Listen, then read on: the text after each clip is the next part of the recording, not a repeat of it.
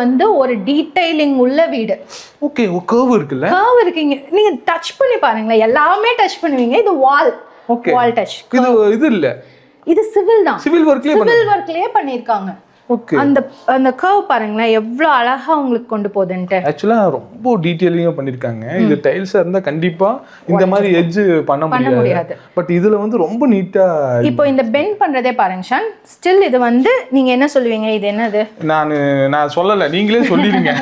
இது வுடன் ஃப்ளோரிங் கிடையாது ஷான். இது ஓகே, இது வந்து என்னன்னு கேட்டீங்கன்னா மரத்தை பெண்ட் பண்ணி அது மேல பாலிஷ் பண்ணிருக்காங்க. ஓ, இது வேற. இது வந்து வுடன் ஃப்ளோரிங் ஷான். இது வந்து வுட் மரம். மரம். இந்த மரத்தை வந்து இந்த மாதிரி பண்ணி இதுக்கு மேல பாலிஷ் பண்ணி தான் இந்த பெண்ட் நம்மனால எடுத்துட்டு வர முடியும். ஓகே ஓகே, வுட் வேற, வுட் வேற. வுட் இப்ப நம்ம டோர்க்கெல்லாம் போட்டோம் இல்லையா, வுட் அதே வுட் தான் சேம்.